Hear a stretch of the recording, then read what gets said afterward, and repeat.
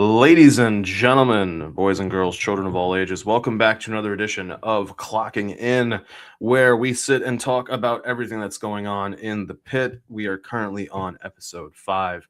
We want to thank you all for tuning in as always. And when I say we, I mean myself. I mean Chase Oliver. Chase, how are you doing this fine Friday evening after both of our teams got kicked out of the NCAA March Madness tournament in quick succession, I might add? Yeah, just like everything else in the Alabama era, this basketball, great point guard, ass everywhere else, man. Somehow this is Kalen DeBoer's fault, right? No. That beer belly asshole did not do any of this. All right, I just want to. This is Alabama's recruiting fault because they just recruit these stud point guards that just do well and can't seem to find anyone else to be around these people. It makes no sense. And St. John's was doing well.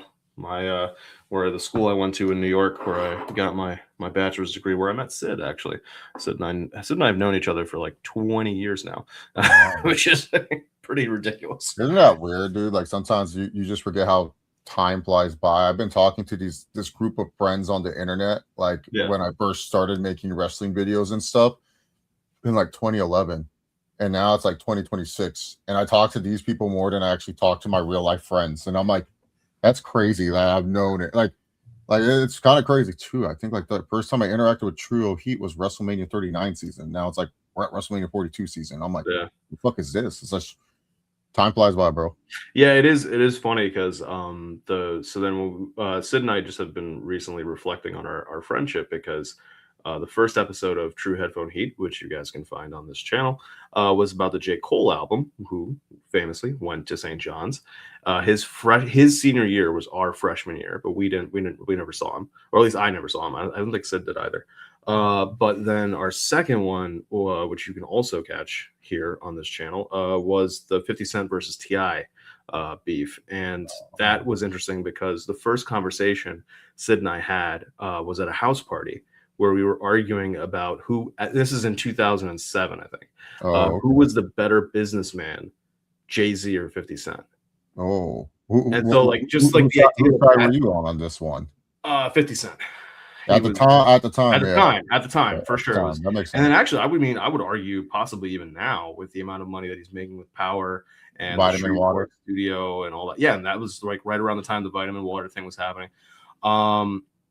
So yeah, it was very interesting that that's how Sid and my relationship started. Like our friendship started was because of an argument, or at least a conversation, right? And that's it's interesting. I feel like that's how all our relationships with SP3 started. I think my first interaction with SP3 was a debate/argument. Yeah. And I know Romeo's backstory. It's a debate/argument. That's pretty cool. Yeah. I think that's Sid's way of saying he likes you if he gets you to debate an argument with you. So yeah, so you guys can catch the 50 Cent and T.I. breakdown here on the channel. But we're here to talk about the Pit, and we're here to talk about Pitt season 2, episode 5. It was a fun episode. It has a very I will say upsetting ending because of what it will lead into, or at least where the uncertainty of it, right? The uncertainty of how this episode ends. It really does end on that cliffhanger aspect. So there's a lot that's happening in this one. So let's get into it. We start with Debbie Cohen. She's not doing well. the spreading rash on her foot. Langdon updates Robbie with the meds that they put her on. And initially they suspect SIRS, which is a systemic inflammatory response syndrome. And there's this great moment in the beginning of this episode where her boss calls and is trying to figure out like what's going on with her. Yeah. And she was trying to get back to work. She was just trying to get back to work. And her boss is calling her and is like, where the fuck are you? Et cetera, et cetera. And eventually Robbie just takes the phone, and I wrote down in my notes, OTC does OTC things. Because Robbie just says, this is Dr. Michael Rabinovich from Chief of Emergency Medicine at PTMC. We are treating her, and if you fire her, she will sue you, and I will testify on her behalf. That he just hangs up on the boss, and it's a great moment. Meanwhile, we have Santos trying to get her charting done, so she's moved away from she's separate from all of this. But we've got Langdon. So Langdon's now dealing with Robbie. Langdon's separated from Santos. How did you feel about this opening and like this worsening condition with this patient? She's going to go into septic shock. They're gonna and we'll get to the part specifically when surgery gets there, or Garcia. But like, how do you feel about, because like it's what's interesting about this is that there is this deteriorating person, but this person is being used as kind of the fulcrum for the leverage of the conversation between Langdon and Robbie, and the force of them having to interact with each other over a patient, because Robbie had just sent him to triage and was like, you just stay in triage, and now they have to interact with each other. How did you feel about the two of them, and Langdon sort of having this kind of like, not lost puppy, but like just this, I really want to prove that I belong. Like, I really like, this is my first day back. Please just let this go right. How did you feel about all that? Yeah, because Langdon even said, like, because Dr. Robbie's like, so what you give her? And then he said what he gave her, and then no sold it. Like, pretty much was just like, ugh. And then so Langdon's kind of like, oh shit, did I do the wrong thing? Did I give her the wrong thing and stuff? So he's like kind of in a doubt. Like, watching this, it was like watching two coworkers that got into a fight, or I could say this, like two exes, like they were dating and then they stopped dating, but they still have to work with each other on the floor, and they still have to like kind of coexist with each other, but you kind of know they don't want to be around each other at this said time and stuff. So really, to be honest, this was just like a very awkward thing, and I felt bad for Lane in this one, because he did do the right thing, but but Dr. Robbie didn't give him like the okay. So now he's kind of like, oh fuck, it's my first day back.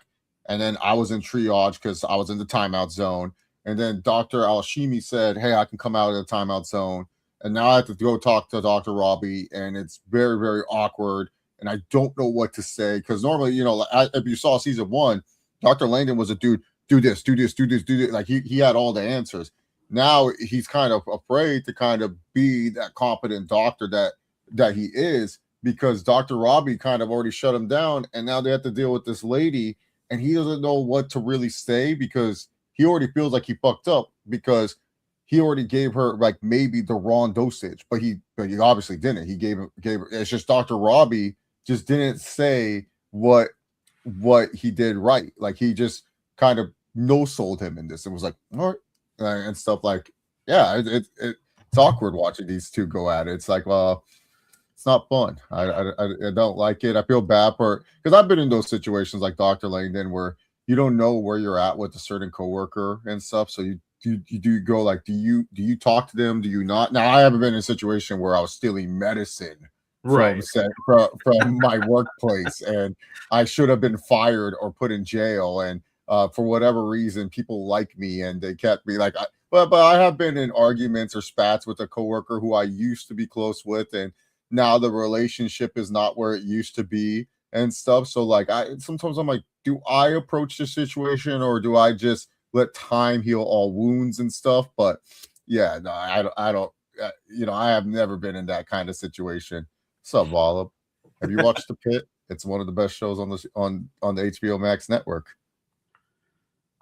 Oh man, season 2 is going really great. And if you haven't caught up as you're watching it, you can watch what we're doing here, because we're on episode 5. The actual show has hit episode 12 yesterday. So we're doing our little like catch up kind of. But what's nice about it is you can watch. We're watching and rewatching these and doing these reviews kind of with the power of hindsight, where we can see different things that will develop down the road, and we are better able to see the seeds being planted, because now we kind of know like what to expect or what will happen in the future, because we can see right now that the Langdon situation is not going to get better, and that these two really need to have their come to Jesus moment, and more importantly, you can see how Al-Hashimi bringing him in is bringing Landon in from triage to the actual ER, how that unintentionally, she has no idea,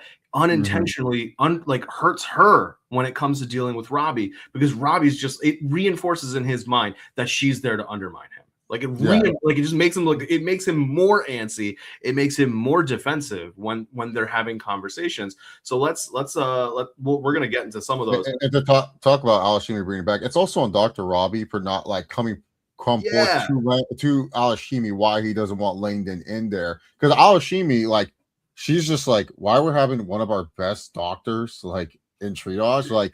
No, that makes no sense. Like, I want him here. I've heard nothing but great things about Dr. Langdon and stuff, because as we mentioned in season 1, he was like, a really superior doctor. He's someone that, everyone was like, oh yeah, he's going to go, like he could be anywhere else, but he likes being in this because he has a great bond with Dr. Rabinovich and everything like that. But now he's coming back from his first day after, his 10-month absence and serving a suspension and all that other stuff. And now it's like, Dr. Hashimi doesn't know why he was gone. Like she doesn't know, has no idea, no clue. So yeah. So what? Let's stick with Debbie Cohen for a little bit. So she deteriorates into sepsis. There's the conversation where Robbie's trying to figure out why nobody from surgery is coming down. They finally send somebody from surgery, and it's one of the funniest things. His reaction, Robbie's reaction, is just one of the funniest things, because it's a surgery resident who admits that he was in medical school 2 weeks prior, and he's taking pictures of the wound or of the leg, and he goes, "I'm going to have to show these to Dr. Garcia." And Robbie, bless his heart, has one of the funniest reactions to this. He just goes, "Listen, I don't care who it is. Get me an adult. Get me an adult down to the room." So finally, Garcia does show up a little bit later in the episode, and Robbie's like, "Yo, what? Like, where have you been? Like, what is going on here?" And Garcia is saying, "Listen, those other hospitals have been shut down, or for whatever reason. We're getting the overflow. Don't be a dick about this." And so she's saying this individual needs a CT scan, and Robbie's saying, "No, we cannot wait for more scans. You have to take her to the operating room and start surgery, because if this spreads any further because of the wait and the backup for a CT, you may have to amputate the leg." And Garcia doesn't want to hear this, because she's saying, we have to follow certain protocols. I can't cut this into this woman without having a CT scan or to see what's going on with this bulla, which is like the pustule situation on this woman's shin. So Robbie goes, "All right, let's solve this problem." he gets what's it called? Antiseptic, and just sprays it on this woman's leg. Gets a scalpel, and so he goes, "Here's the stainless steel scan," which I thought was, like, again, bars from this man, and he just cuts straight through, and he goes, "Oh, look, it's what I thought it was." And Garcia is like, "What what are you doing?" And he's like, "Okay, now you have your proof. Get this woman to surgery right meow." And she goes, "When is your sabbatical starting?" And Robbie goes, "Tomorrow." And she goes, "Can't start a day sooner."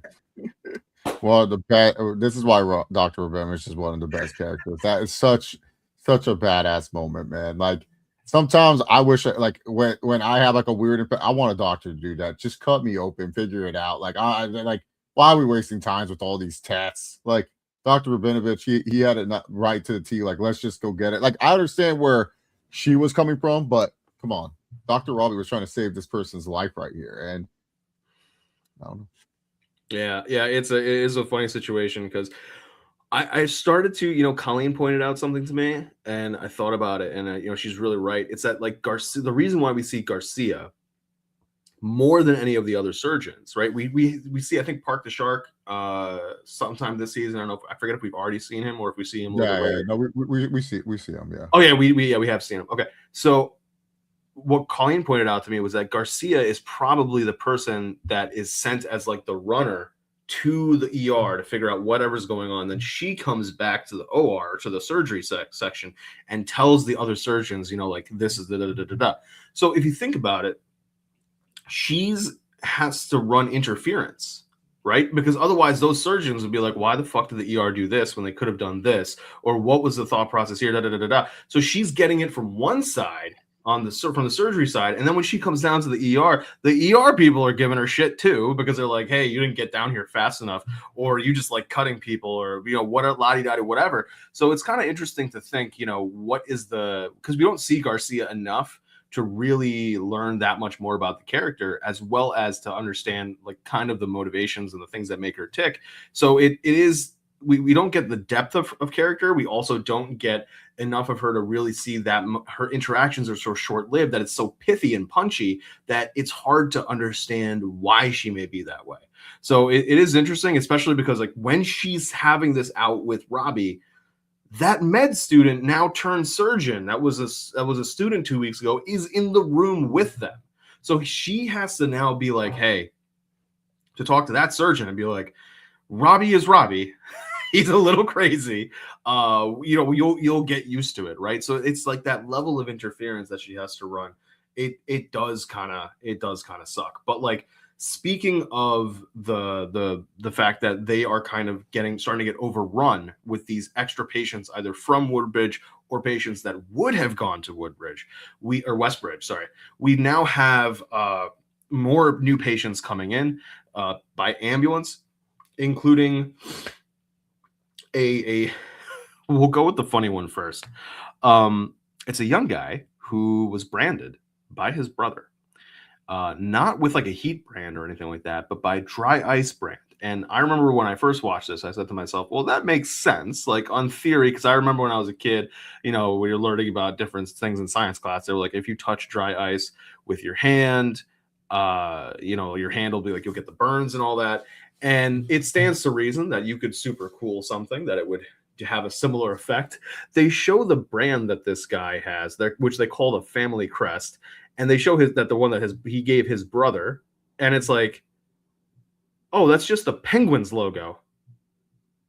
And he goes, yeah, it's our family crest. And Langdon has just the funny thing. He goes, your family crest is the Penguins logo? They're like, yeah, like why wouldn't it be? Why wouldn't it be, right? But yeah, so what did you like? This was a great moment, I think, for to deepen the relationship between Langdon and Donnie, the nurse PA, who is there working with him in triage. What did you think about this this little interaction, as Wallaby reminds us that yes, dry ice can burn you? I was just like, they're making a lot of people in the city of Pittsburgh look like idiots by this thing. Like you're getting the Penguins logo on it. You think that's your family crest? Like, no, it's a sports logo. That's like me, like, oh yeah, let me get the Timberwolves logo. It's my family crest. No, it's the Timberwolves logo. It's not your family crest. There's something like that. A family crest would be Nas Reed tattoo. That's a family crest. You mean you're not gonna like shave your head and get the Chargers lightning bolt on each side? I could do that if I grow up my hair. I could do the lightning bolt, but then see, the problem is in California, you got to watch how you do certain fades and stuff, because then people will think you're in the game and stuff. But the Timberwolves ever won a championship, if Nas Reed's on the roster, I will get a Nas Reed tattoo. There you go. Just say Nas Reed. Everyone goes like, "Why Nas Reed?" I'm like, "What's wrong with Nas Reed?" Nas Reed, come on. But we have, but speaking of people being concerned you might be in gangs and things like that, they bring over a prisoner from one of the nearby penitentiaries who was beaten nearly to death, very savagely, and with a fight in the prison. And this is a fascinating kind of, throughout the course of this episode, how they present this individual. It's a fascinating kind of viewpoint from the doctors and the prison guards. So this individual is at all stages handcuffed to the bed. The only reason why they take the handcuff off is to move him. And there's a really kind of fascinating moment where they're about to move him or turn him at one point, and and somebody like last second remembers, oh shit, he's still handcuffed. We got to undo that first. And it's Whitaker who is working with this individual, as well as Mohan at first and Mel. And they kind of have this back and forth with the prison guard, who is like, he's handcuffed for a reason. And Whit's like, yeah, but he's not going anywhere. Like he really can't go anywhere with the amount of contusions, the fucked up ribs, like all the injuries that this man has. He's bloody, he's beaten. He can't go anywhere. Like, have some level of empathy. and the prison guard saying, yeah, no, I'm not gonna, I have to follow my protocol, which, I mean, I can understand to a certain degree. Like, I get that part. Like, protocol is protocol. You never know what can happen. I can also see the doctor's side of it, the empathy that they want to have this person treated with. And I thought it was interesting that we had Al Hashimi be the attending for this one. And next door is in Trauma 2 is Robbie with with Debbie Cohen. But this was a really cool glimpse at just how the doctors, because like they have to treat people on an everyday basis. They're not even, they're like, in their mind they could care less about what this person is in prison for. It's just a human being that needs to be treated. It's just somebody that needs to get better. And you can see kind of the level of humanity and empathy that they can have for somebody without, like, this could have been, as far as we know, could have been like a double, triple homicide, could have been like a drunk hit and run. It could have been anything, but they're just going, this is like Hippocratic oath, do no harm. This is somebody that needs to get treated first. How did you feel about the showcase of this prisoner? And we see a lot about his injuries, and they're kind of like, okay, well, he also has deteriorating. He's not doing well in general because of the quality of prison food and all that kind of stuff. Yeah, no, it was definitely one of those where it's like, because like I said, the Pit always operates on, like, you can kind of look at it from an open-minded perspective. And so from this perspective, like you said, we don't know what this guy has done. So I do side on the officer's cause of safety. But I also side with the doctors here, where it's like, hey, they can't do their job if he's handcuffed, like, because they have to turn him around. There's a lot of things they got to check for. They need to make sure that this guy ultimately is healthy so he can serve his prison sentence, but is also, addressing a real common concern about the health of these people that are in prison. I'm sure people will have their debates. Oh, my tax dollars are going to these prisons, but and all this other stuff. But it's like, yeah, like, these people are probably not getting the right nutrition, the right things that they need to, at least live a normal lifestyle, like as normal as it can get in prison. You know what I'm saying? As normal as they can be while being locked up there. And if certain nutritional values are not being met on the human body, when you do get attacked in prison, certain muscles are not going to protect you. Certain things or cells are not going to work. Certain things are not going to heal you properly. So it was kind of a unique way of looking at it, with them saying like, oh, he's not getting the right nutrients. He's not getting the right things to make sure he lives as a healthy person, because ultimately these doctors care about the health of the people. They don't care that this guy is a prisoner to the Pittsburgh or whatever facility he's from. They care if he's going to be healthy where he's at. So ultimately it leads to, them, like, wanting to try to take care of this person first, more than worrying about his status as a criminal, which I thought was a pretty nice little way to look at it, and shows like how doctors look at it compared to prison guards, because the prison guards look at him as an inmate, badge number, whatever form goes through, that's all he is to them. But to the doctors, he's a person and he needs the right things to live. Yeah, like they can for them, for every person that is like this individual who may be peaceful, there's also going to be the guy or gal who is going to be violent. And so because of that, like, the prison guard is far more on their toes. And what's also interesting is that at one point Al Hashimi asks the prison guard a question about this guy, and the prison guard says, I don't know him. Like, I brought him here. Like, they told me to bring him here, so I brought him here. And I think that's also interesting, because that's part of why he's sticking to protocol, right? Because he really does not know this person. Yeah. And it's just, he's part of med transport for that facility. And yeah, it's a fascinating little glimpse. And speaking of how doctors view patients and how all of those medical decisions happen, we're gonna stick a pin for a moment in our new people, because the last new person to talk about is probably the biggest and most important one. And we're gonna drop down to the Diaz family. The Diaz family, they are the individuals who have the father who has diabetes and has been not taking his insulin properly for the purposes of saving money. And so he originally was trying to leave, had some issues, like, was very upset about the cost. his daughter said she was starting to GoFundMe. When he found out, he kind of lost his mind. Where we pick up with them now is that Mohan Slow-Mo, she was saying that he has to stay in the hospital and that she's going to try to get the case manager to try to figure out what's going, like how to help with the money situation. When she comes back with the case manager. The case manager says, you make too much for the for the safety net to kick in, but what we can do is we can set it up where we charge you only what we would charge Medicare, which is you pay 60%, we take care of 40%. And so he says, well, how much, if I'm still here, like for a couple days, that's still going to be like over $100,000, which means I'm still going to have to pay like 60 grand. And the case manager saying, yeah, like that kind of is what it's going to be. And it's Joy Kwan who has the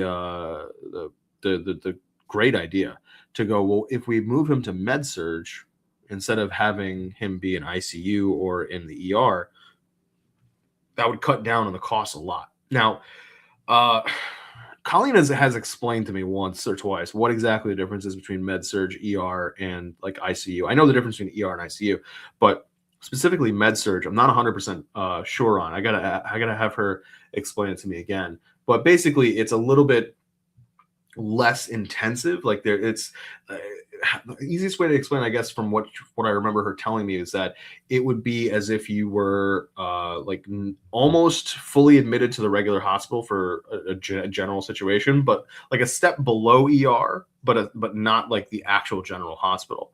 But one of their issues is they don't accept people who are on an insulin drip. So the case manager goes back up, tries to talk to them, figures out what's going on, comes back after speaking with the charge nurse and says they will accept him, and what they'll do is they will administer shots of insulin on a regular basis as opposed to having an insulin drip. And Samira says, wait, they can do that?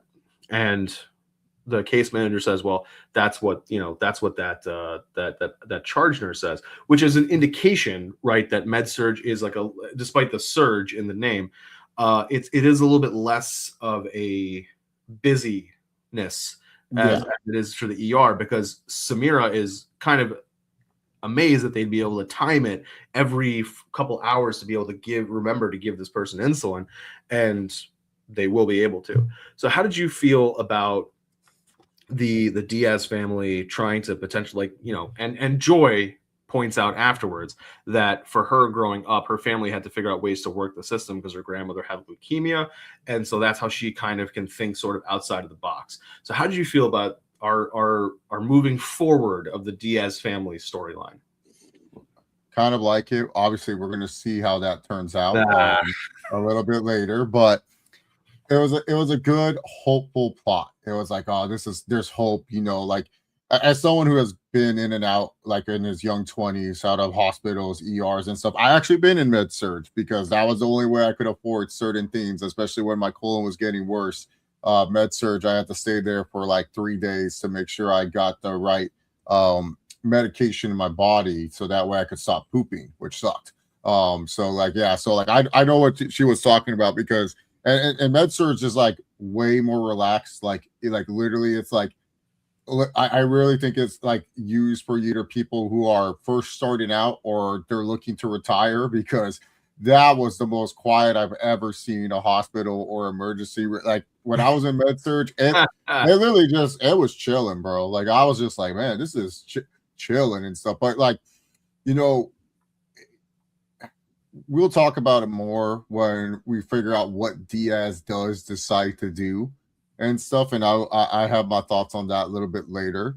But I liked it. It really added more to Joy's backstory, because we don't know much about her besides the fact that she's a snarky, and that's it. Like, she's just a very snarky human being. But we kind of learned that she knows how to find workarounds, and she knows how to think outside of the box. And we also see more with Samira, Dr. Mohan, that she is very, like, she really does care. And season 1, she got a bad rap because she's slow-mo. She doesn't move through her patients fast.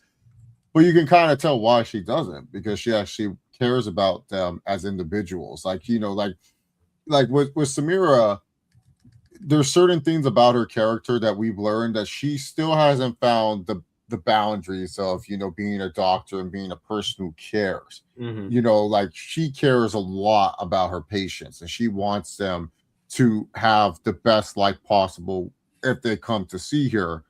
But in turn, that means she has to be with those patients much longer compared to, you know, getting faster and faster. So it kind of explains more why she is slow with her patients. It's not that she's an inept doctor, as it was painted in season one. In Yeah. season two, we're seeing more and more. It's because, oh, she gives them a lot, she gives them more time than a lot of the other doctors do this season.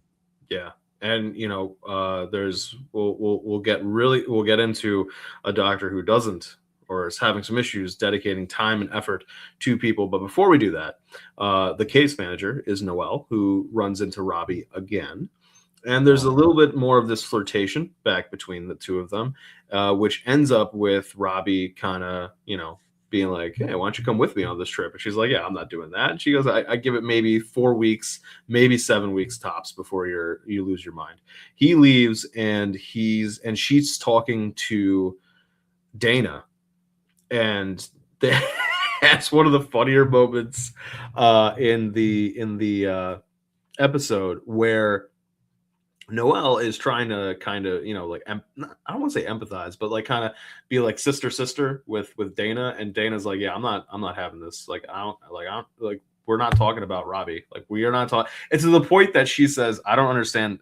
Noelle's saying, I don't think Robbie can leave on this trip because like he goes crazy if he can't talk to people, and he sleeps with the TV on so that he has noise in the bedroom. Now, obviously, that indicates that this woman has been over to his house enough times to know this. But Dana's reaction is like, I really did not need to know that. Like, thank you for telling me, but I did not need to know that. One of the funnier moments. But there's a doctor who does not have time to be sitting and chit chatting, and that is none other than everyone's favorite doctor to hate, Dr. Trinity Santos. Santos is trying for the life of her to chart for her patients multiple times throughout it's a recurring bit throughout this entire episode that over time it gets kind of funnier and funnier and funnier that she cannot figure out a way to be able to chart, and it's going to lead to something. But before it can lead there, we got to show the ramp up. And so it involves Dana continually trying to give her new cases, and Santos going, all right, well, if I'm going to do this, I'm going to freaking take Ogilvy along with me, because why not?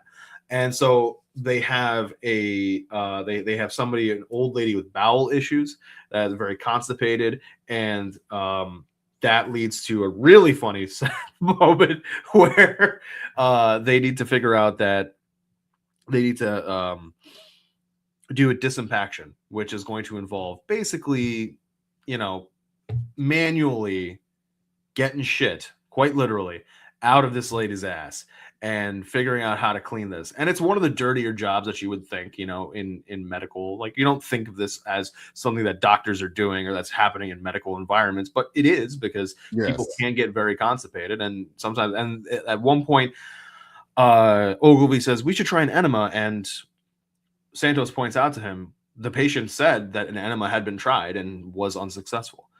So it was a good moment where Ogilvy gets to learn how to ask questions and not speed through questions, because she stops him at one point to go back and figure something out when it comes to how the woman's taking Percocets.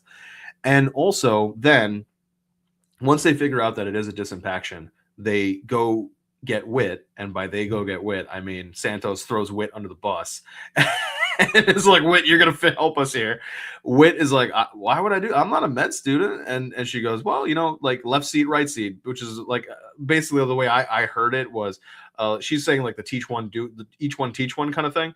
But like in my mind, it meant back to like my time in the Army, where it was like, okay, if you're driving through, if you're learning a route or you're learning a path in an area, when you're doing a handoff, if you're taking over from a previous unit, what would happen is the first couple times that you guys are doing it, that unit would sit in the driver's seat, you would sit in the passenger seat. And the next couple times you would switch. So you would be in the driver's seat, they would be in the passenger seat. And then eventually that unit would leave. And then, the rest of your guys would fill in those spots. So the idea of being, you're going to show me, I'm going to take notes, then I'm going to do it. You're going to correct my action. That's basically what's happening here with Ogilvy learning how to do this disimpaction. And it leads to a funny moment where basically this lady shits on Ogilvy, which is not unlike what a lot of the fan base does to Ogilvy as well. One could argue that he has absolutely deserved it. Meanwhile, Santos continually trying to chart. Again, she gets broken up, gets interrupted by Dana, and now she has to deal with an unhoused woman who she sends Ogilvy to just deal with by himself. And it turns out that this woman, in addition to like just lung issues, has tuberculosis. And it also is a funny moment where Ogilvy has not learned his lesson. So because he's an asshole, or he's just it's not absent-minded. It's just like he doesn't have the same empathy qualities as many other human beings. So when she's saying like, "Yeah, I smoke a lot," he goes, "Have you thought about quitting?" And she's like, "Have you thought about minding your business?" Because like it's not like it's the idea of quitting smoking. It's not really relevant to what's happening now, and you can treat what's happening now, and then later be like, "All right, by the way, you should probably quit smoking." Then she goes, the doctor told at the end, maybe like, I'll take it. She's like, "I'll take it under advisement." And he doesn't do it. So it turns out she, active tuberculosis for the unhoused individual. How did you feel about all of the obstacles, the roadblocks for Santos when it came to this episode, for her to be able to do her charting, everything that happened with Ogilvy, and what it would lead into the conversation with Al-Hashimi? I feel like Santos is not doing a good job with her charting. Why is she doing this talking thing? Just type. Like, are you a slow typer? Like, is this talking thing supposed to be? I was just confused. I was just like, I've seen doctors do the talking thing, but they do that while like they're talking to a patient or something like that. So like I understand, like just type. Like wouldn't it be faster for you to type? Maybe she's a bad typer. Maybe that's a backstory we don't know about yet. Is that Dr. Trinity Santos is a horrible typer, and I guess she does a lot of misspells or something of that nature. I'm not sure, but yeah, the Ogilvy, like the actor's doing a good job of just being a complete like clueless douche. Like, shout out to the actor; he's doing a really good job of just being like a complete clueless douche. Like, it's good when you can play a character that people just hate, like they just despise when you're on screen, and they're happy that shit happens to you. Like, literally shit happens to him. He gets shitted on by this old lady. It was a nice callback too, because Whit was kind of the one that was having all these accidents happen to him in season 1, and then in season 2 he's like a veteran at this point. He knows what bullshit's gonna happen. So so he decides to step aside and let Ogilvy do it. But yeah, Ogilvy just being an aloof, clueless douche is kind of like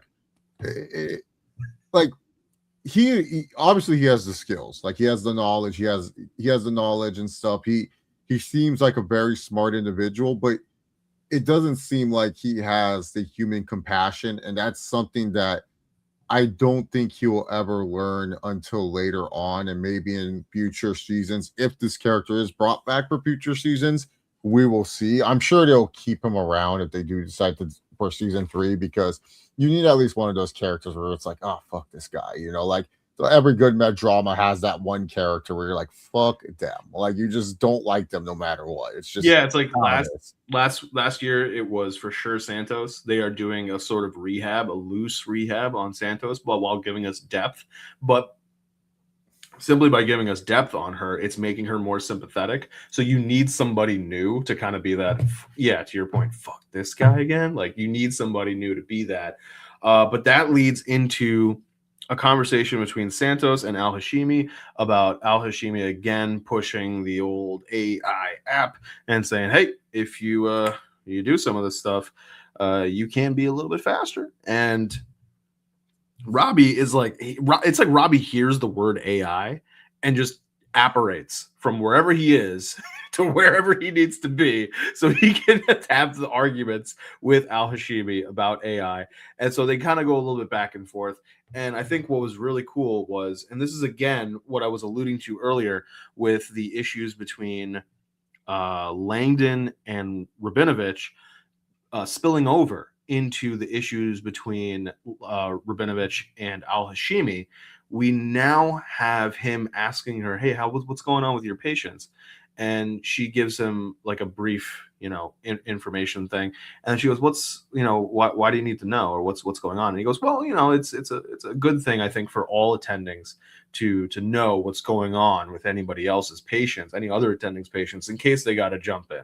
And so then she goes, "Oh, okay, that's really solid." And then she just waits for a second and goes, "So what's going on with your patients?" Because he didn't offer the information, because Robbie is being a hypocrite here. And it's like he while they are supposed to be considered equals, he may be chief of PTM CER, but while they are supposed to be considered equals, he is not treating her that way.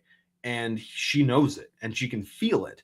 And part of it is because she brought in Langdon from where he had him in triage to now bring him into the ER, and she gives it right back to him. And what I thought was interesting was Robbie, instead of telling her what's going on with his patients, just goes, "Touche," and he just walks away.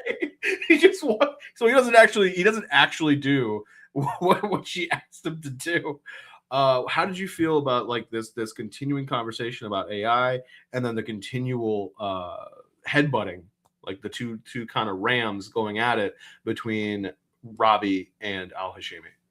Yeah, because Al-Hashimi has a point. Like, I think a lot of people misconstrue that Al-Hashimi is just saying rely on AI. No, she is telling Dr. Santos, if you use the AI device, then you can correct mistakes like faster. Like if you use this AI tool, then later on your charting won't take so long. You won't have to be talking into the microphone talking about your charting. You can just say like, "Oh, okay, this is where AI got it wrong. Delete, blah blah blah, fix, bam," and then good. Your charting is all up to date and stuff. But yeah, Dr. Robbie, he clearly hates this. Like he clearly thinks like on one hand, I understand where Dr. Robbie coming from. It's like it's laziness to rely on this AI, and AI does, have its faults. It doesn't know how to feel for humans. It does make mistakes a lot of time. As someone who, uses AI on the side, for like other stuff, I use it to track like macros and all that other crap. Sometimes it messes up. It'll forget that I did certain, or it'll forget what day it is, and I'm like having to remind the thing, like, because I've been using it for working out. Like I was like, give me workout trends, blah blah blah. Like how can I reach my goals and stuff, and it's good for that. Using it for like art and design, I'm totally against. But if you want to use it as your own little personal assistant, sure, go right ahead. By the way, guys, if you guys hate AI so much, you've been using Google for years. Google is pretty much AI. Like, so stop it. Stop acting like, "Oh, I will never use AI." You've been using Google for years. So stop acting like you're some higher superiority. Just don't use AI for art and writing stories and all that other shit. That's where AI is terrible. But I don't think AI is completely terrible. So yeah, and of course, like Dr. Oshimi, she just wants Robbie's respect at the end of the day. She doesn't want anything else but Dr. Robbie to show her some level of respect. But Dr. Robbie, it's clear that he has this weird protection over this place, and he just doesn't want to give it up because he truly feels that this place wouldn't survive without him. Like it's clear that he wants to just be the overseer, like like Roman Reigns on WWE. He didn't leave for Hollywood yet because he knows if he leaves, it's the whole thing that he built up, the reason why WWE is at the heights that it is because of ROTC. If he leaves, then it's going to go down to the shitter. Like he doesn't want that. He worked so hard from the years of 2020 to 2022 building this place back up. Why would he want to see it fall in ruins? And that's how Dr. Robbie is. We've known he's been here for years, but he doesn't want this place to fall in ruins. And he feels Dr. Alashimi is going to change and force people to think her way while he's gone on a sabbatical, that it's going to change everything. So yeah his sabbatical, like it really is that kind of specter that like looms over this whole season, right? It continually, from like day one, from hour one, it has been this, when the hell am I getting out of here kind of thing. And it just continues to build. We're only in episode 5, and it's continuing to build and build and build. We are now in a 15 episode season, we are now 1/3 through, and really you can just tell he is so happy that he's going to be able to leave in a few hours. We do have a little fun moment though, where between the two of them, where there's he does have to give a little bit of props to her when she's trying to work on or help some of the doctors when it comes to the prisoner, I think, if I remember right. And she says like some really quick, like, do this. And then she can tell that he's behind her. And she's like, don't you agree, Dr. Robbie? And he's like, yeah, it's some good MacGyver shit. And it was funny because Whitaker and Mel have a little moment where they're like, do we have a Dr. MacGyver here? Like, is that? I thought that was a fun little way to sneak in that, the differences between pop culture references and that these are much younger people compared to Robbie and to Alashimi. I mean, I got the reference, but that's because the cast of the movie MacGyver once were the anonymous. Well, not the anonymous. They were the hosts of Monday Night Raw.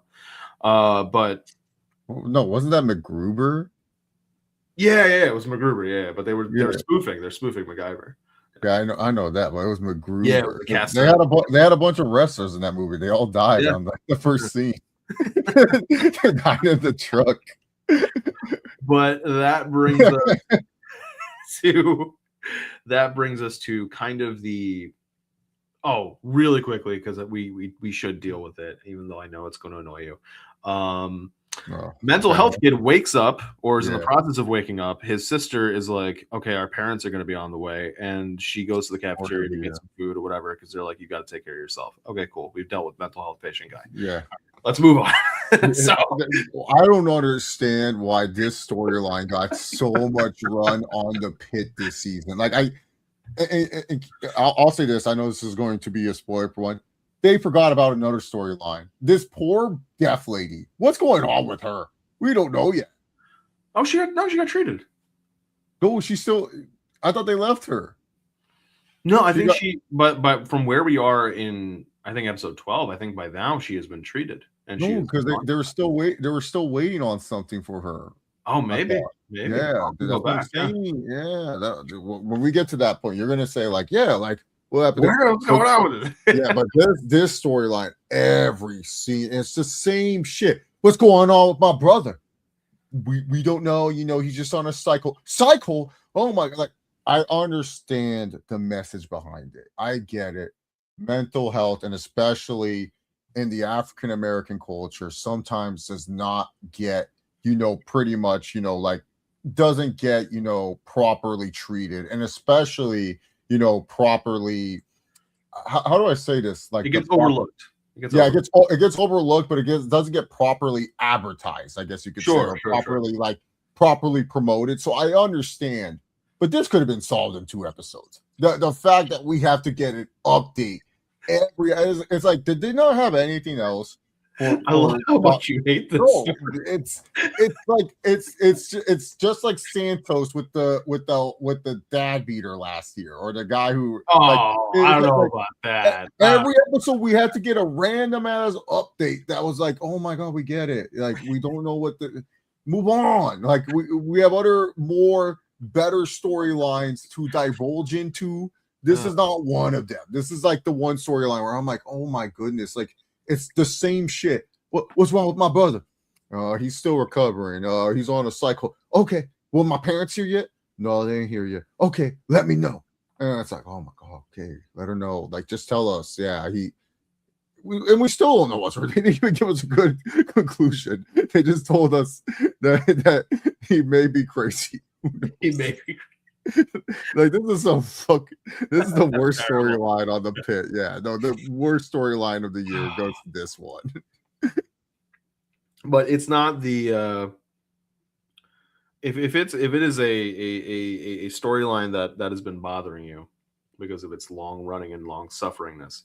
There's one that is probably, for me, when we rank our top 5 moments or top 5 storylines, it's probably going to be near the top, and it starts with this one. We are removing the pin from the final new patient coming from Westbridge, and dude, It's a woman who she's dying from cancer. Oh, this one made me cry, bro. And she has had a seizure, and because of that, she fell and injured her leg. They have brought her in to treat the leg.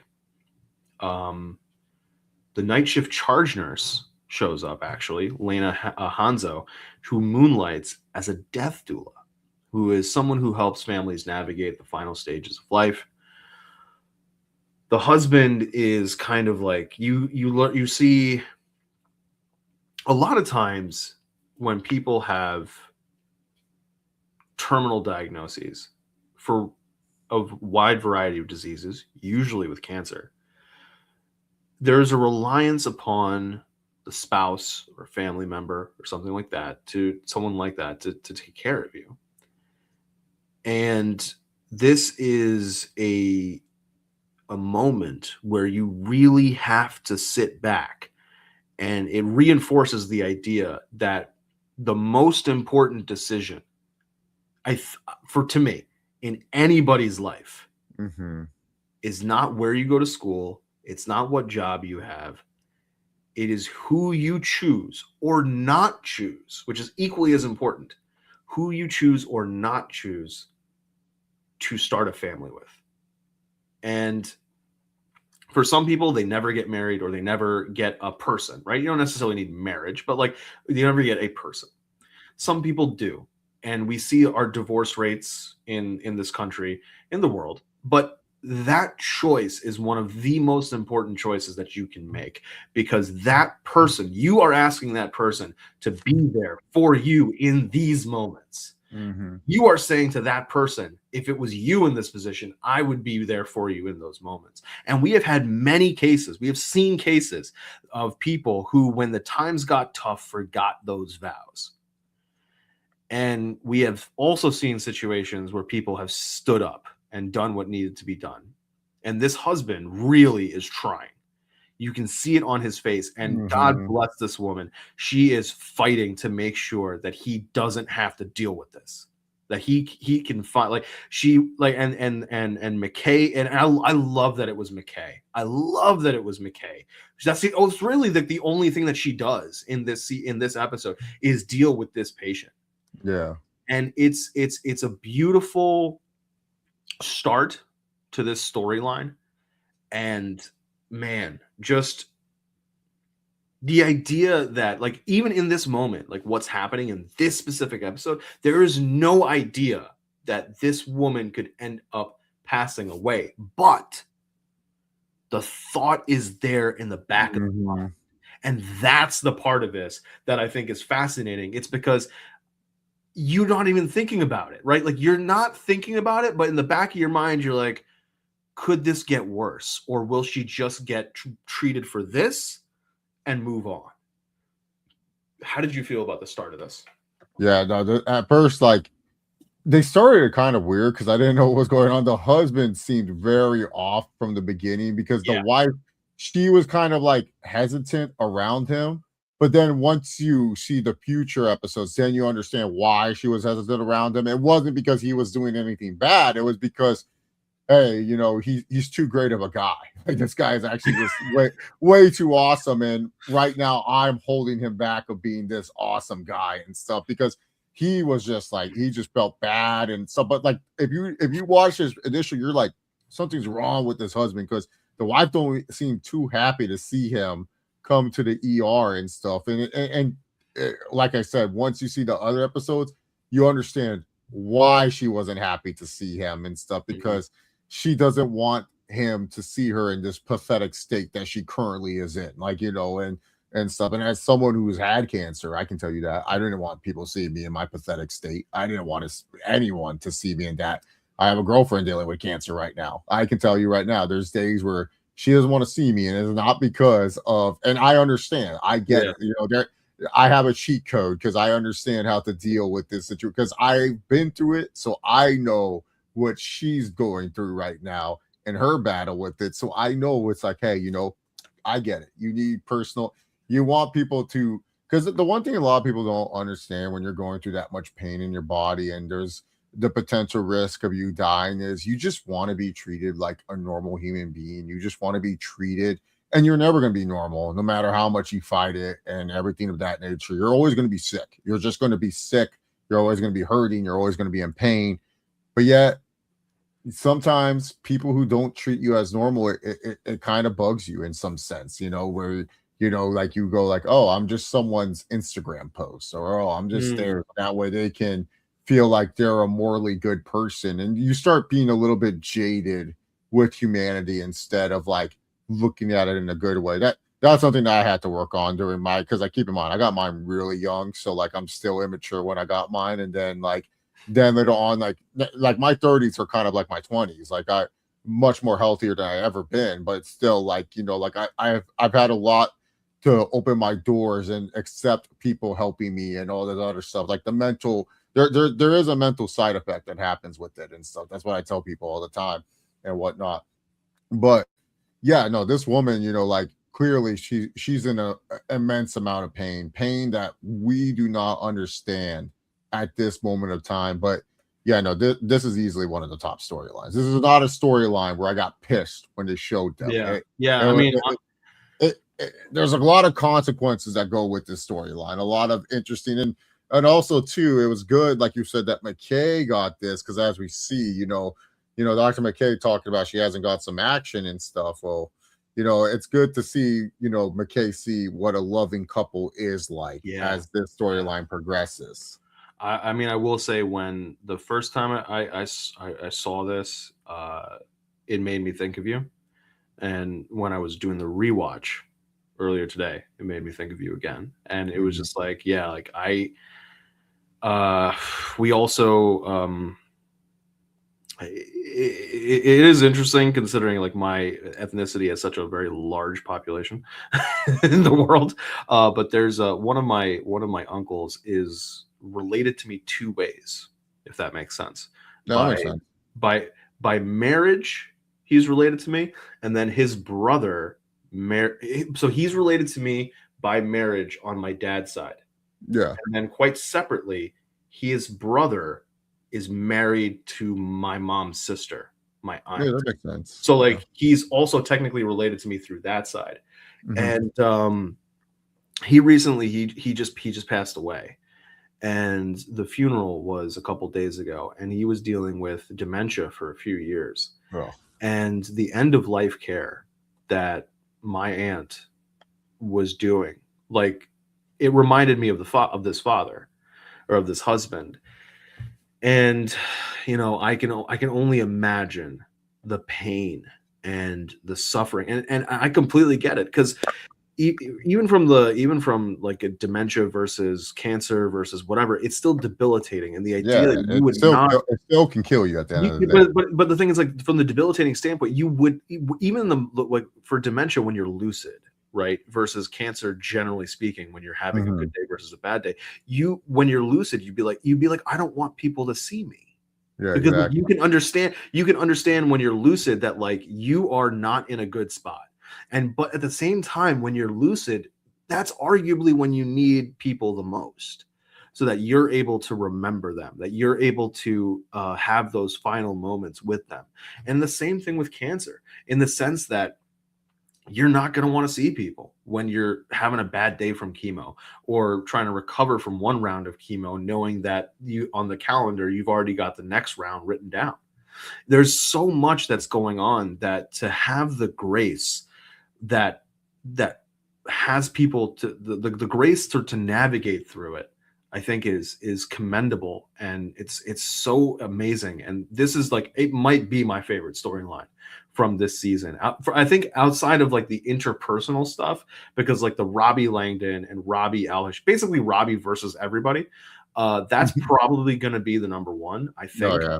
But from a patient standpoint, this is either number 2 or number 3, because this episode kicks off what I think could be number 2. And it happens here at the end, which on the rewatch, I lost my mind, because I remembered now, or I saw that earlier in the episode, they're talking about Louis, and they said the tests are coming back. We probably just have to watch him for another couple hours, and then he's out of here, Dana says to Robbie. And Robbie goes out of here right to a liquor store because they know. Yeah.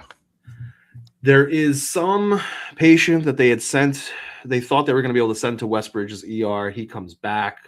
Westbridge's operating room surgery. He comes back. His friend brings like a beer and a cooler.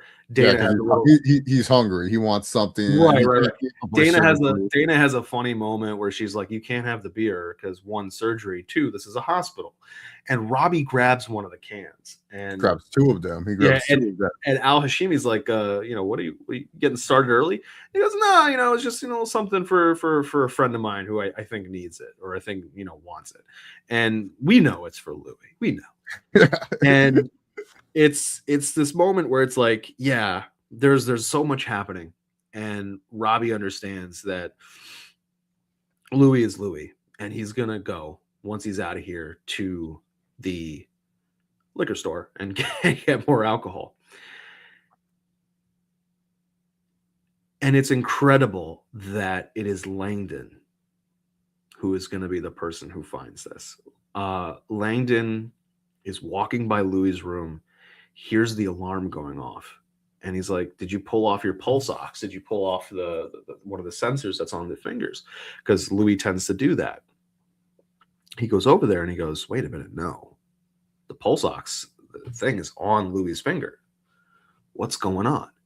Louis' pulse has dropped because his heart is stopping. He's flatlining. And he's been struggling with alcoholism this season, last season.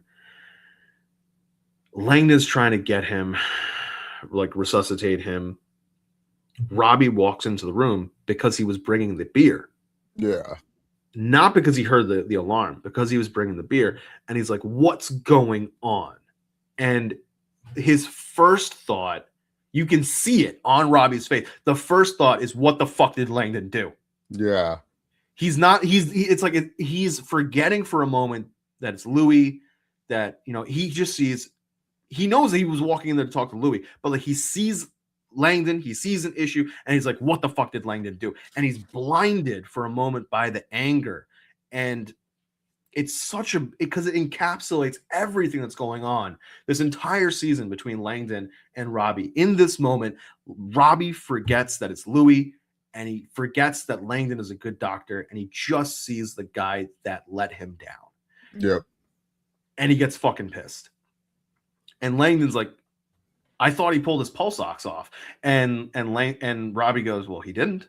He goes, "Oh, he didn't." So he's got to be flatlining. And that's when he realizes it's nothing that Langdon did. Something's going terribly wrong. He yells to Perla, "Get the crash cart." They need to try to intubate. They're going to have to intubate Louis to try to save his life. He is flatlining. The episode ends with Robbie and Langdon trying to do CPR and trying to revive Louis. Oh. How did you feel about this one? And I remembered Colleen was heading out for work tonight. I told her which episode we were reviewing, and I said, this is the one that starts the Louis thing. And I said, I think Chase is going to be a mess. No, it's the next episode that makes me a mess. Stuff because they built it up so perfectly. It's my favorite episode this season, episode 6. That's spoilers. Fair. It's the best episode this season, and especially when you follow the characters and stuff, and just the way they build it up, it's how they build it up, which makes it the season where I might that in between when we get back to our cancer patient. Those scenes, you guys might see me cry really hard, especially that one. But it was shocking. But I told you this when we were talking about it, when we were doing the football show. Yeah, Louis dying. It was pretty obvious. Something bad was going to happen to Louis the minute he was back in the pit. It was a scary scene, but it was definitely a great cliffhanger because you need those great cliffhangers to make you say, what's going to happen next week? Oh my God. That was what I was like. That's what I liked the most of how good of a cliffhanger it was, because heck, maybe they're successful and they revive Louis. You don't Right, know. So right. it's one of those really strong cliffhangers. I like how Dr. Robbie brings him a beer, like talk shit about him going to a liquor store in the beginning. And it's like, you know what? Let me give him a couple beers for the road or something. Or, maybe, who knows? Maybe Dr. Robbie was going to drink a beer with Louis as they were walking out together. We don't know. So yeah, tough scene for sure, but great cliffhanger overall for this episode. Yeah. We'll have to leave it there. Yeah, we know, unfortunately. we know what's going to happen. What is going to happen? If you guys don't know already, if you're watching this as you watch the Pitt, watch episode 6. Yeah, what are your final thoughts on episode 5? I thought this was a very solid episode. It did introduce a lot of plot points that are going to be very much re-brought up in the later episodes, which is good, especially knowing that like these plot points do get brought up again in later episodes, and especially storylines. So I thought it was a very solid episode, but at the time of first watching it, it felt more of like, a setup episode. Like it was just there to set stuff up. Like that's how I felt at the time watching it. Like it was a good setup episode because you could kind of see like, okay, this is going to get further on. This is obviously going to go further on. This is going to blow up in someone's face. That's going to get blown up in someone's face. Yada yada yada. So I felt like it was a good setup episode. Like it set up Ogilvy as like this douchebag. So now it's like kind of setting like he was already a douche, but it kind of made it seem like he's an unempathetic douche. And so now it's kind of setting up his arc as a character and stuff. It sets up the Diaz family. It sets up a little bit more of the Robbie and Langdon tension. It sets up Dr. Halashimi and Robbie's tension. And then also, too, we got a continuation of your favorite storyline, the kid with the mental disabilities, the mental health issues that has gone on way too long and should have just been dropped. Honestly, like I like it for a number of different reasons, but like is that your number one? I especially like it because it annoys you. it's literally the Wyatt 6 versus the MFT storyline. It's just like just end it already. We get it. We don't need to keep hashing on this story beat. What's going on with them. Let's just move on. They could have ended this in episode 3 and I would have been fine. Oh man. No. But you know what? I think it does. I think it does kind of. It does have some interesting parallels because in season 1 we had the kid who needed mental health help, and then we also had the guy who we didn't see the guy or see the person, but like the shooter at Pitt Fest, and that person definitely needed mental help. So I think as a kind of cathartic moment for us, the viewer. Potentially what they were aiming for was the idea of let's give this viewer, this audience another person like that and show the system working, show that person getting help. I think that's what they may have been aiming for, which I mean, if that is what it is, it is what it is. So sure. But we want to thank you guys for tuning in to another episode of Clocking In. Me and Chase love doing this. We love talking about the Pitt. Chase, let the people know where they can find you, my good sir. Yeah, you can follow me at ChaseOver68 around the Point Network. Sometimes I go on there to talk about wrestling. It's just hard. Inventory season for where I work at. So I'm getting pulled to do inventory at a bunch of different other stores. So it's fun, but it's a long hour. So yeah, I'll talk wrestling on there. And then also here on True Heat Sports and Entertainment. Check out the shorts. They use some of the live videos that I filmed at Revolution on there. Yeah, check out the shorts and stuff. And yeah, do all the great stuff. Like, comment, subscribe to this channel, True Heat Sports, and also around the Point Network. And you guys can catch me here, as always, breaking down everything from the Pit with Chase. We've got true off season. I think we'll probably be back to do something about the draft. Draft is less than a month away. Maybe a mock draft or something. Maybe. Oh, but we could do. We could do the watch along of draft day. Oh yeah. We won't be able to show draft day like on the screen. But we can watch. We have to. It's one of the great. I watch it. It's one of the best. Do you want to do a watch along? Do you want to do like a watch? Because like a watch along, well, the sound will be difficult to pull off. Or do you want to do like a review? No, I feel like we have to give our live watch along things. Like we have to we have to watch along to it so people know like what we're reacting to and stuff. Like Well, maybe I think if we both commit to wearing headphones, because I normally don't, but if we both commit oh to wearing yeah. headphones, then we can have the We got to audio figure out playing. where We can hear it. draft day is being streamed because it was Well, free I on have it YouTube. on. I listen. That's a classic. I have that on my external hard drive. Like, I don't think you understand. Like, I need to be able to watch that I watch that movie every year, the week of the draft. I can watch it. I can watch it on Prime Video. Oh, then so can I. 'Cause I have Amazon Yeah, Prime. yeah. So Yeah. we can do. Yeah, Yeah. no draft. We need to do a live watch. It's only an hour, bro. The cast to draft day is one of the most greatest casts, and it's just for the NFL draft. Read you the cast of draft day for people who don't know this. So the movie is that Kevin Costner, Jennifer Garner. I'm trying to explain about the premise Sorry, of the movie. sorry. It's built so the NFL, like in 2013, 2014, whenever this movie came out, they wanted to build a movie around the NFL draft because the NFL draft started to get booming in popularity around this time. Like it started to become like bigger than one of the biggest scenes in the offseason. So they wanted to make a movie around this. So they went with this corny sports movie called Draft Day. And straight up, the budget for this movie is 25 million.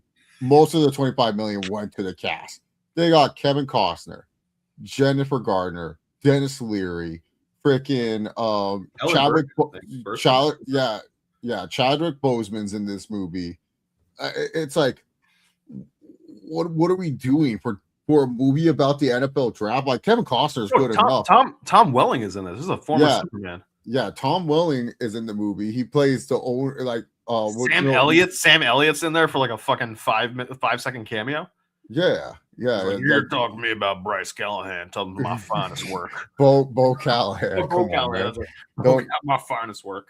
Yeah, exactly, man. Like, yeah, this movie has to be something we watch live together, and we can have people join in. One of my favorite moments for that movie is when Dennis Leary is trying to shit on Kevin Costner in front of to Jennifer Garner, and first off, he tries to do a play call, and she's like, I know what that means. But when he shows the Super Bowl ring, and then she goes, why is it that the award in the most macho sport is a piece of jewelry? And I was like, damn, she's got a point. I was like, I know it's the Lombardi, like technically speaking, but like nobody can walk around with a Lombardi all the time, but you can walk around with a Super Bowl ring. I'm like, what the like? She's got a good point. I was like, that's hilarious. What a great movie. What a great social commentary, just commentary on our time. No, but I will disagree with you. I think the majority of the budget went to the cast and the aerial shots of like stadiums and training facilities. Because some of those shots, I'm like, how did they like? This was before drones were that big of a thing. I'm like, so you had to hire a helicopter or a plane or something like that to fly over the Buffalo Bills stadium, fly over Everbank down in Jacksonville, Arrowhead, all that kind of stuff, and their training facilities to get those shots. Incredible, absolutely incredible. So yeah, guys, we'll figure out how to pull off this watch along for it's greatest movie, draft day. One of the best bad movies you're ever gonna see in your life. Like it's one of the worst sports movies ever, but it's so good.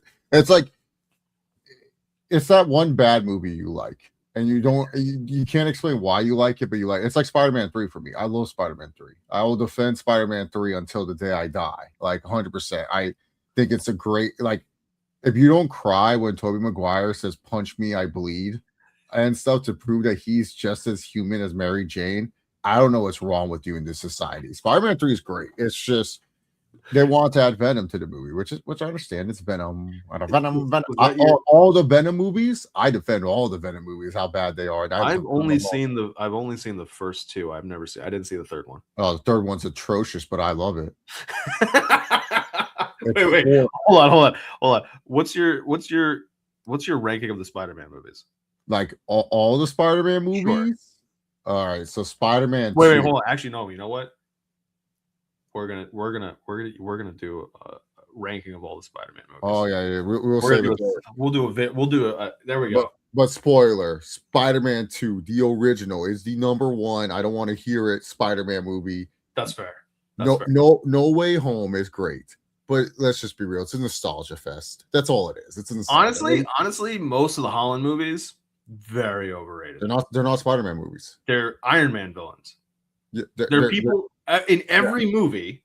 In every movie, in the first two, the people that he's fighting are more mad at Iron Man than they are at you guys are going to see a furious debate between John and I once it comes to ranking Spider-Man 3. I'll tell you that right now. I will make sure Spider-Man. No Way Home, they're technically Spider-Man villains, but they're not Tom Holland Spider-Man villains. Nope, not one of them. They're Tobey Maguire and Andrew Garfield Spider-Man villains. You're gonna think I'm crazy when I give Spider-Man 3 such a high ranking, and people are not gonna understand. No. I mean, I think I would.